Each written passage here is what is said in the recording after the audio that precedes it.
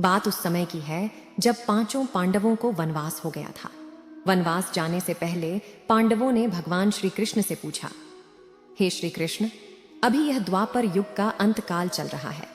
आप हमें बताएं कि आने वाली कल युग की चलिए गति क्या और कैसी होगी। श्री कृष्ण जवाब देते हैं, मैं तुम्हें इसका सीधा सा उत्तर तो नहीं दे सकता, लेकिन हाँ, तुम पांचों भाई वन में जाओ और वन में जो कुछ भी दिखे मुझे आकर बताओ। मैं तुम्हें उसका कलयुग में प्रभाव बताऊंगा। इसके बाद पांचों भाई वन में चले गए। उन्होंने वन में जो देखा वह देखकर आश्चर्यचकित रह गए। आखिर उन्होंने वन में क्या देखा और श्री कृष्ण ने क्या जवाब दिया, यह जानने के लिए देखें, स्वागत है आपका भगवान की लड़की की चैनल पर। श्री कृष्ण के कहे अनुसार पांचों भाई अलग अलग दिशाओं में वन की ओर निकले। युधिष्ठिर भ्रमण पर थे। उन्होंने एक जगह पर देखा कि एक हाथी के 2 सूंड थे। यह देखकर युधिष्ठिर के आश्चर्य का ठिकाना नहीं रहा। अर्जुन दूसरी दिशा में भ्रमण पर थे। कुछ दूर जंगल में जाने पर उन्होंने जो देखा उसे देखकर वह भी आश्चर्यचकित रह गए। वहां पर देखा कि कोई पक्षी है जिसके पंखों के ऊपर वेदों की रचनाएं की हुई है और वह पक्षी मुर्दे का मांस खा रहा है। यह दृश्य देख अर्जुन कुछ समझ नहीं पाए। दोनों भाइयों की तरह भीम भी भ्रमण पर थे। उन्होंने जो देखा वह भी आश्चर्यचकित रह गए। उन्होंने देखा कि गाय ने एक बछड़े को जन्म दिया, लेकिन जन्म के बाद में गाय बछड़े को इतना चाट रही है कि उसका बछड़ा लहूलुहान हो गया है। सहदेव भी भ्रमण पर थे तो उन्होंने चौथा आश्चर्य देखा। उन्होंने देखा कि 6-7 कुएं हैं जिसमें पानी है और बीच का एक कुआं खाली है। बीच का कुआं काफी गहरा होते हुए फिर भी पानी नहीं है। घोर आश्चर्य हुआ, ऐसे कैसे हो सकता है। नकुल भी भ्रमण पर थे और उन्होंने एक आश्चर्यजनक घटना देख एक पहाड़ के ऊपर से एक बड़ी सी चट्टान लुढ़कते हुए नीचे आ रही है। वे कितने ही वृक्षों से टकराकर उनको नीचे गिराते हुए वे आगे बढ़ जाती है। विशालकाय वृक्ष भी उस रोक ना सके। इसके अलावा यह चट्टान कितनी ही अन्य चट्टानों के साथ टकराई, फिर भी वह उसे रोक नहीं सके। अंत में वह एक अत्यंत छोटे पौधे का स्पर्श होते ही स्थिर हो गई। इसके बाद पांचों भाई एकत्रित हुए और शाम को भगवान श्री कृष्ण को अपने अनुभव सुनाए। सबसे पहले युधिष्ठिर ने कहा, मैंने तो पहली बार 2 सूंड वाला हाथी देखा। यह मेरे लिए तो बहुत ही आश्चर्यजनक था।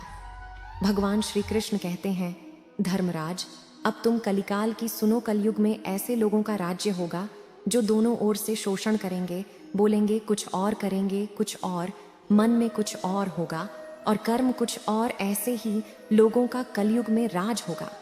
तुम कलयुग आने से पहले तक राज्य कर लो। युधिष्ठिर के बाद अर्जुन ने कहा, मैंने जो देखा है वह तो कहीं ज्यादा आश्चर्यजनक था। मैंने देखा कि एक पक्षी के पंखों पर वेदों की रचनाएं लिखी हुई हैं, पर वह पक्षी मुर्दे का मांस खा रहा है। श्री कृष्ण कहते हैं, कलयुग में ऐसे लोग रहेंगे जो बड़े ज्ञानी कहलाएंगे, विज्ञान की चर्चा करेंगे, लेकिन उनके आचरण राक्षसी होंगे। वह बड़े पंडित और विद्वान कहलाएंगे, किंतु यह देखते रहेंगे कि कौन सा मनुष्य कब मरे और हमारे नाम से संपत्ति कर जाए। हे अर्जुन, संस्था के व्यक्ति विचार करेंगे कौन सा मनुष्य मरे और संस्था हमारे नाम पर हो जाए। हर जाति धर्म पर प्रमुख पदों पर बैठे विचार करेंगे कि कब किसका श्राद्ध हो और कौन कब किस पद से हटे और हम उस पर चढ़ जाए। चाहे कितने भी बड़े लोग हों, परंतु उनकी दृष्टि धन और पद के ऊपर ही रहेगी। ऐसे लोगों की ही बहुतायत होगी। अर्जुन के बाद भीम ने अपना अनुभव सुनाया। भीम ने कहा कि गाय अपने बछड़े को इतना चाटती है कि बछड़ा लहूलुहान हो जाता है। श्री कृष्ण कहते हैं, कलयुग का मनुष्य शिशुपाल हो जाएगा। कलयुग में माओं की बच्चों के लिए ममता इतनी बढ़ जाएगी, उन्हें अपने विकास का अवसर ही नहीं मिलेगा। मोह माया में ही घर बर्बाद हो जाएगा। किसी का बेटा घर छोड़कर साधु बनेगा तो हजारों व्यक्ति दर्शन करेंगे। यदि अपने बेटे ने साधु बनना चाहा तो रोएंगे कि मेरे बेटे का क्या होगा। इतनी ज्यादा ममता होगी कि उसे मोह माया और परिवार में ही बांध कर रखेंगे। उसका जीवन वहीं खत्म हो जाएगा। वास्तव में लड़के तुम्हारे नहीं हैं, वह तो बहुओं की अमानत है और लड़कियां जमाइयों की अमानत है, और तुम्हारा यह शरीर मृत्यु की अमानत है। तुम्हारी आत्मा परमात्मा की अमानत है। इसलिए तुम्हारा अपने शाश्वत संबंध को जानना आवश्यक है। भीम के बाद सहदेव ने पूछा, हे श्री कृष्ण, मैंने जो देखा, मैंने यह देखा कि 5-7 बड़े कुओं के बीच एक गहरा कुआं बिल्कुल खाली है, जबकि ऐसा संभव कैसे हो सकता है? भगवान श्री कृष्ण ने जवाब में कहा, कलयुग में लड़की के विवाह में, मकान के उत्सव में, छोटे बड़े उत्सवों में तो लाखों रुपए खर्च कर देंगे, परंतु पड्ड होश में ही यदि कोई भूखा प्यासा मर रहा होगा तो यह नहीं देखेंगे कि उसका पेट भरा है या नहीं। उनका अपना ही सगा भूख से मर जाएगा, उसे देखते रहेंगे, और दूसरी ओर मौज, मदिरा, मांस भक्षक, सुंदरता और जश्न में पैसे उड्डढ़ाएंगे, किंतु किसी के 2 आंसुओं पोंछने में उनकी रुचि न होगी। कहने का तात्पर्य यह है कि कलयुग में अन्न के भंडार होंगे, लेकिन लोग भूख से मरेंगे। सामने बंगले में ऐशो आराम चल रहे होंगे, लेकिन पास की झोपड़ी में आदमी भूख से मर जाएगा। एक ही जगह पर असमानता अपने चरम पर होगी।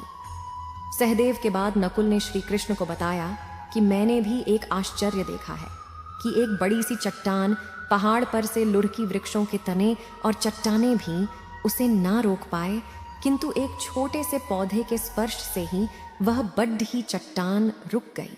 समझ नहीं पाया कैसे। श्री कृष्ण ने कहा, कलयुग में मानव का मन नीचे गिरेगा, उसका जीवन पतित होगा। यह पतित जीवन धन की सिलाओं से नहीं रुकेगा, ना ही सत्ता के वृक्षों से रुकेगा, किंतु हरि नाम के एक छोटे से पौधे से, हरि कीर्तन से मनुष्य जीवन रूपी पौधे का पतन होना रुक जाएगा। इसलिए भक्तों, हरि भजन कलयुग में मोक्ष पाने का एकमात्र उपाय है।